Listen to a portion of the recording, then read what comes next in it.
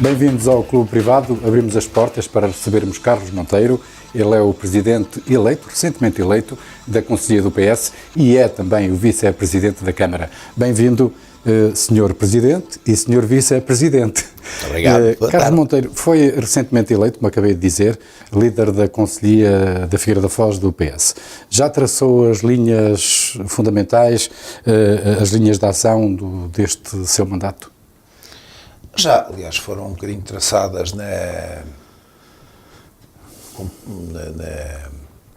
no texto que fizemos, partilhado com as pessoas que integraram o projeto. Portanto, definimos a linha programática para os 2 anos. Temos ideias mais ou menos... Não temos ideias definidas sobre aquilo que pretendemos fazer. É evidente que quando se faz um programa, é um programa sempre que está em evolução. Mas temos ideias concretas sobre aquilo que é importante fazer. 2 ou 3 ideias fortes daquilo que deverá ser o mandato. Uma das ideias fortes, fundamentalmente, há que trazer mais gente à participação política.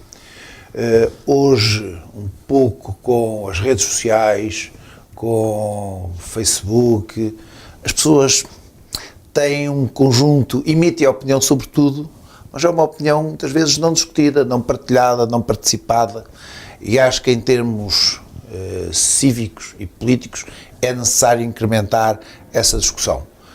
As pessoas opinarem, mas perceberem o que é possível, o que é que não é possível. Diz que é uma espécie de Estados Gerais a nível local?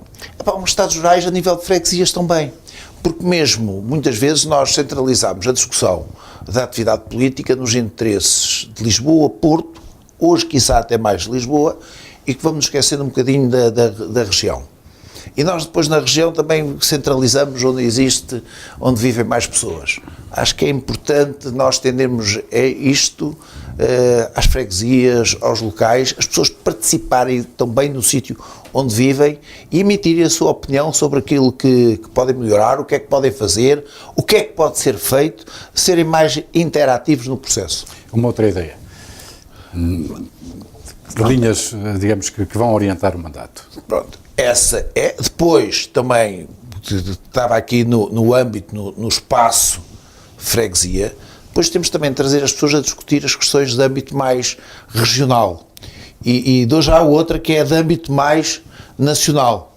Portanto, nós não nos podemos aliar também dos problemas nacionais e dos problemas regionais. Portanto, a ideia é tentar que o Partido Socialista traga pessoas, discuta e traga pessoas. E esta ideia, quando eu digo trazer pessoas, já estamos a fazer mais qualquer coisa. Estamos a dizer que é importante que os simpatizantes, as pessoas que se revêem nos ideais do Partido Socialista, também venham a essa discussão. E como é que vai organizar esses fóruns de debate, de discussão? Suponho que envolvendo também independentes. Envolvendo independentes, claro. Daí aliás, a minha pergunta dos Estados Gerais, não é? Claro, isto foi muito bem feito, bem feito em termos de participação, até mais em termos de voto, com o António Costa. Faltou agarrar neste grupo de independentes que se associaram à sua eleição enquanto secretário-geral e colocá-los a discutir envolvidos com o Partido Socialista. Ou com outro partido, vamos ver, eu aqui estou a falar em nome do Partido Socialista, eu acho que fundamentalmente os partidos têm que se abrir à comunidade e têm que discutir. Mas isso é déjà vu, porque houve sempre quando alguém toma posse, quando alguém se candidata e até se criam conselhos de opinião, gabinetes de estudo e depois das eleições volta-se ao mesmo. Mas nós é que não podemos encalhar aqui neste tema e temos de seguir em frente. Na sua lista única, integrou elementos da anterior direção, da qual também já fazia parte da Conselhia do PS. Isto leva-me a perguntar-lhe se é uma mudança na continuidade ou se é pura e simplesmente a continuidade daquilo que vinha sendo feito pelo seu antecessor João Portugal, que também integra a sua lista, que também integra a direção. Jota, essa é uma pergunta sem resposta muito assertiva, não é? É evidente que vai haver continuidade e é evidente que vão ser feitas coisas diferentes. Porque, independentemente de haver um trabalho que foi feito por um grupo, hoje o grupo é diferente, as pessoas que estão à frente são diferentes e quer queiramos, quer não, nada será feito exatamente na mesma. Portanto, é uma mudança na continuidade, é aquilo que nós entendermos. Vamos vai haver uma ação que será diferente, não quer dizer que seja melhor ou pior, mas declaradamente será diferente, porque os protagonistas, alguns dos protagonistas são diferentes. Regressando ainda à questão dos Estados Gerais, seguramente que vai querer fazer diferente e, mais do que ouvir as pessoas, depois aproveitar também os contributos que elas lhe possam aportar. Está a pensar já noutros projetos políticos para ir elaborando outro tipo de programa, já a pensar em 2019, porque os mandatos têm 2 anos? Não, Jota, fundamentalmente, aquilo que nós estamos preocupados é que as pessoas se envolvam nas decisões daquilo que lhes diz respeito. Sejam proativos, tenham essa capacidade e lhes seja dada essa oportunidade. Mas vai levar esses contributos até ao limite do seu mandato e da sua ação política? Não, esses contributos, claro que vão ter que ser adicionados, vão ter que ser somados e vamos perceber aquilo. Agora, esta é uma candidatura até 2019. Pois, em 2021 temos eleições autárquicas e há de haver uma outra cujo mandato da candidatura. Conselhia coincide também com esse lapso de tempo. Mas vamos recuar um bocado no tempo. Carlos Monteiro já se tinha candidatado à Conselhia e perdeu. Candidatou-se à Junta de São Julião e perdeu. Em 2009 foi candidato sempre número 2, já no 3º mandato consecutivo de João Altaíde, foi eleito vice-presidente, foi eleito vereador, como é óbvio, e indigitado, digamos assim, vice-presidente de João Altaíde. No mandato seguinte, entre 2013 e 2017, quem assumiu a vice-presidência foi António Tavares, e agora Carlos Monteiro recuperou-a. Isto leva-me a concluir que é uma pessoa que não desiste facilmente e não se considera um derrotado. Aliás, o percurso é feito de vitórias e de derrotas. Pergunto-lhe até onde pretende que a sua resiliência política o possa levar? Eu permito fazer uma abordagem diferente. Então qual é? Eu, quando foi necessário, ou quando o Partido Socialista achou que eu podia prestar um serviço ao Partido Socialista na eleição para São Julião, acharam que eu era a pessoa mais bem colocada para ir a eleições relativamente à Junta de Freguesia. Era uma eleição difícil, há muito que o PS não ganhava, era uma eleição difícil em termos de Junta de Freguesia de São Julião e difícil em termos de Câmara Municipal da Figueira da Foz. Não foi por isso que deixou de haver debate político, deixou de haver candidaturas. Felizmente, em democracia, o vencedor não é conhecido antecipadamente. Pronto, fomos a esse jogo, consciente das dificuldades que tínhamos, consciente que o resultado não seria uma vitória, mas fomos a eleições honrando a democracia. Portanto, sem constrangimento. Mas relativamente à Comissão conclua. Política, foi um bocadinho exatamente o mesmo. Existiam duas listas, havia um grupo que não se revia numa lista nem na outra e achámos que devíamos ir a votos, tendo presentes que a vitória não ia ocorrer naquelas, mas marcámos a nossa posição. Portanto, isto de ganhar, perder em democracia, eu acho que é muito mais importante nós sermos proativos, defender os nossos ideais e tentarmos o melhor para o espaço onde vivemos, dentro dos nossos ideais. Portanto, Jota, o ganhar e o perder em democracia só é grave quando não se pode voltar a ir a eleições. A minha pergunta não encerrava um historial de derrotas, era a resiliência de ser uma pessoa que não desiste facilmente. E perguntei-lhe, e aí é que vem a pergunta, até onde espera que a sua resiliência o leve, politicamente falando? A minha resiliência há de me levar até onde eu for capaz de dar um contributo para que o Conselho da Figueira da Foz continua em crescimento como tem estado nos últimos anos. Essa é a resposta politicamente correta, o que me leva a reformular a pergunta. Quer ser candidato à Câmara em 2021? Não tenho esse objetivo hoje definido. Aliás, porque não faz sentido. E amanhã? Jota, hoje ou amanhã, vamos ver, se me perguntarem, está preparado para poder ser? Sim, não me assusta. Vive com isso no pensamento todos os dias? Não. O seu trajeto político, por isso é que fiz aquela contextualização temporal e também do seu currículo, não é? tem em conta um projeto, um Não. caminho mais longo, que será a candidatura à Câmara? Não, Jota. Ou vir a ser deputado? Não, sei lá. não. Então porquê essa persistência? Porquê que Qual luta? persistência? Não, essa luta sempre política, não se dá por vencido, não é uma Jota, crítica, também em 2009, não pretendo aqui fazer elogios, mas estou a confrontá-lo com em uma realidade. 2009, eu era diretor de uma escola que funcionava de excelência, estava bem, estava satisfeito. Aceitei o convite porque achava que, se não aceitasse, não mais podia criticar, porque quando chamado ao sítio onde se tomam decisões, tinha recusado. E essa é a situação cómoda que muitas vezes nós temos. Estamos por trás, dizemos não gosto, não concordo, está tudo a ser mau. Quando chega a altura de decidir, agora não me apetece. Portanto, foi neste ponto. 4 anos, que eu acho que se fez o possível, o impossível. Nos anos seguintes... Até obras se fizeram na escola, não é? Grandes obras. Não, essa obra tinha iniciado anteriormente. Foi. Jota, Não, a obra da Joaquim de Carvalho... Então não estava ainda na Joaquim de Carvalho? Não, a obra da Joaquim de Carvalho iniciou-se antes de 2009. Precisamente, eu disse que quanto diretor da escola também se fez a obra. Sim, claro. Não, mas eu pergunto-lhe então... Jota, só depois, o mandato seguinte, o Presidente entendeu que a Vice-Presidência devia ser do Tavares. Sem constrangimentos. Vamos lá ver. Quem está a servir a coisa pública... Não considerou uma despromoção? Não considerei. Poderia ter considerado uma despromoção de passar de número 2 para número 3 ou para número 4. Manteve-se número 2 sempre. Exato. E essa era uma decisão minha. A decisão da Vice-Presidência atribuir não a uma decisão do Presidente. Lamentavelmente esta entrevista é curta.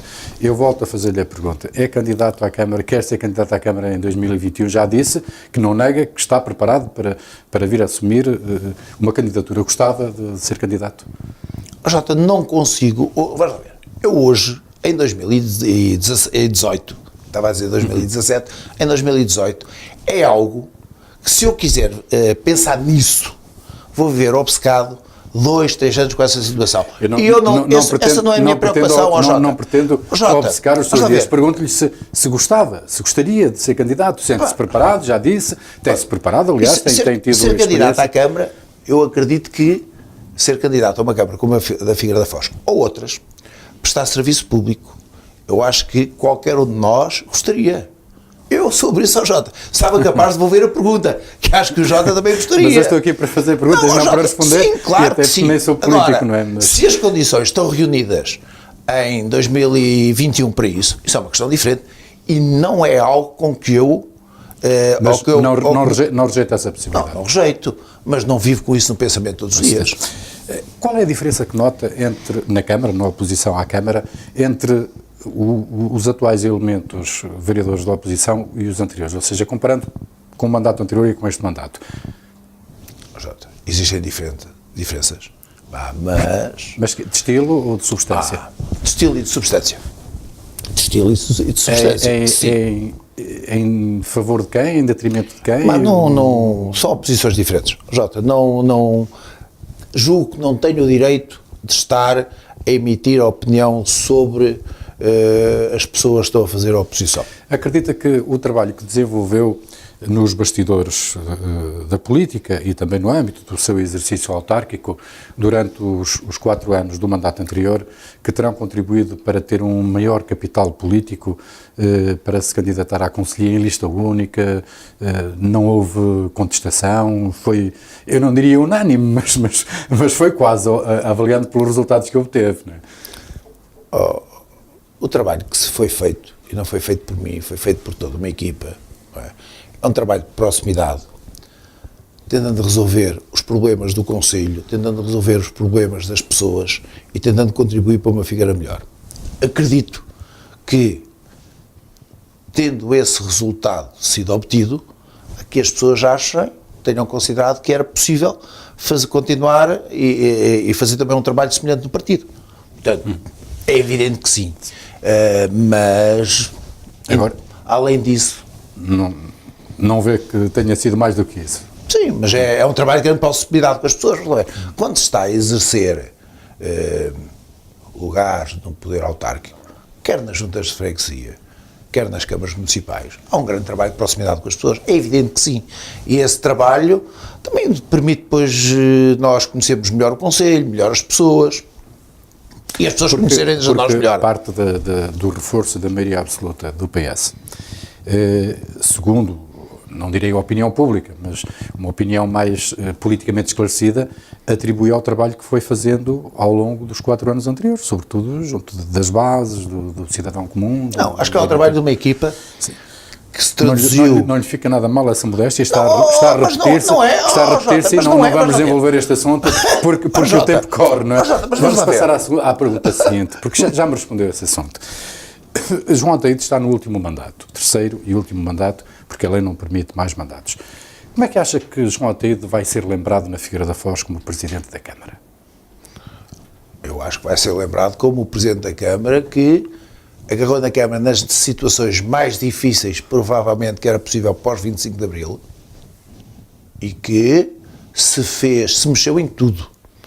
Se fez obra que era impensável imaginar fazer quando tomámos posse em 2009. Concorda que os partidos apresentem independentes para liderarem candidaturas tão importantes como uma Câmara? Sim, não tenho inconveniente nenhum. Muito pelo contrário. Acho que é importante. Não tenho... Acho que os partidos devem procurar as melhores pessoas para liderar os seus projetos e para defender aquilo que está na gênese Mas a matriz ideológica e o ideário ideológico do partido pode ser comprometido, não é? O independente não tem a mesma cultura partidária do que um militante, não é? O independente, quando aceita, sabe ao que vai. E o partido também. E o partido quando o convida também. E temos tido, não é?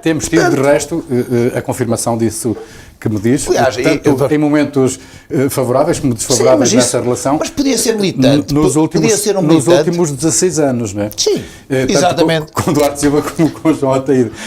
Vamos agora entrar na reta final da entrevista. Mas deixa-me só dizer uma coisa. Não é? Independentemente, nós temos também um conjunto de militantes de independentes nas juntas de freguesia que defendem o Partido Socialista como se fossem militantes, mas fundamentalmente trabalham em prol dos seus fregueses, das freguesias, quem aceita assumir uma candidatura para um partido, que é candidato durante vários mandatos consecutivos, e em alguns casos aqueles que a lei lhe permite, é como querer a rosa, mas abdicar dos espinhos, ou seja, está com o PS, mas não está no PS. Vai tentar convencer alguns desses autarcas a filiarem-se no PS? Não vou tentar convencer. Aqueles que acharem que se devem filiar, e temos alguns casos, claro que sim, que serão bem-vindos. Mas não é por isso que eles vão ser melhores autarcas. Não foi isso que eu perguntei. Não foi isso que eu perguntei. Enriquecer os quadros do Partido Socialista. Entrando agora na reta final da entrevista, já não tem nada a ver com política, que tipo de literatura é que gosta? Jota, se calhar prefiro ler um bocadinho de romances, um bocadinho talvez na ordem dos romances. Já leu os livros de António Tavares, do seu ex-colega, camarada de variação. Li o primeiro. E ainda é de partido, ainda é camarada de partido? É de partido e com as cotas pagas. Não, com as cotas pagas. E votou, não sabe? Não sei. Não sei, mas é militante. De que tipo de música é que gosta? Se é que tem tempo para ouvir música, não é? Não, ouço, Jota, mas eu infelizmente tenho um mau ouvido e tenho uma voz pior. Não é? É verdade. Também não estava. Também me pertencia a fazer uma carreira musical. E ando um bocadinho ainda na música dos anos 60, 70. Se me perguntar qual é o grupo preferido, os Queen, provavelmente, um bocadinho Pink Floyd, mas é um bocadinho este saudosismo. Bons gostos, esses que têm musicais. E em relação ao cinema, estamos numa cidade cinéfila que tem festivais de cinema, internacionais de cinema, tradicionalmente. Gosta de cinema? Gosto, mas não tenho nenhum tipo em particular, fundamentalmente um filme que me deixe satisfeito. Saia tão feliz como entrei, ou mais feliz. E que eu não faça pensar muito, assim, ao final do dia, seguramente. Que sim, também há um conjunto de filmes, gosto de filmes de suspense, mas também estou disponível para ver um filme só pelo prazer de estar sentado e ver passar as imagens à frente. Imediato, não é? Instantâneo. E viagens? Gosta de viajar, seguramente? Viajar já é um bocadinho, já é um patamar, é algo que eu acho todos nós devíamos ter a oportunidade. Felizmente, nos últimos anos, os vários governos, de diferentes partidos, têm até promovido essa hipótese junto dos jovens, acho que é fundamental. Os políticos devem viajar muito para contactar outras Os realidades. políticos, os jovens, todos aqueles que são o futuro Alguma do país. viagem o marcou em particular, de todas aquelas que já teve a oportunidade de fazer? Não sei, isso agora é uma pergunta difícil. Acho que todas marcaram um bocadinho. A próxima é sempre melhor, não é? A próxima... Poderá ser sempre melhor, não é? Pois, porque as outras Já já foram sabemos. boas, não é? Por acaso, eu tenho a minha, relativamente a isso, até um bocadinho diferente. Eu vou sempre sem expectativa e quando venho sempre satisfeito. Eu vou de expectativa baixa e quando venho assim não reclamas satisfeito. junto da agência de viagem, nem de quem escolheu o roteiro. Mas eu também não vou muito com agências de viagem, é um bocadinho a definir o trajeto. Muito bem. Tem algum ídolo? Alguma referência em que se reveja ideologicamente, socialmente, culturalmente, filosoficamente? Houve algumas pessoas que marcaram o mundo. Em termos mundiais hoje, acho que o Nelson Mandela foi uma figura ímpar. Foi contemporânea, não é? Provavelmente foi o último grande estadista que foi reconhecido como foi. Em termos nacionais, o Mário Soares, pelo papel que teve e pelo que promoveu relativamente o desenvolvimento do nosso país. Sim. Por último, qual foi o momento mais marcante da sua vida? Além de conquistar a Conselhia recentemente. Esse não foi o momento mais marcante. Provavelmente o momento mais marcante foi quando tomei posse como diretor de uma escola onde tinha sido aluno, onde tinha feito estágio, e tinha muitos dos pares, porque a liderança de uma escola é uma coisa um bocadinho diferente, nós lideramos entre pares, e muitos dos pares tinham sido meus colegas, tinham sido meus mestres. E seus professores também? E meus professores. Portanto, esse é o momento, não é? Muito bem. Esse é o momento ímpar. E espero que este também tenha sido um momento importante para si. Obrigado por ter estado aqui. Estivemos à conversa com o Carlos Monteiro, presidente recentemente eleito da Conselhia da Figueira da Foz do PS e vice-presidente da Câmara Municipal da Figueira da Foz. Cá estaremos na próxima semana com outro convidado.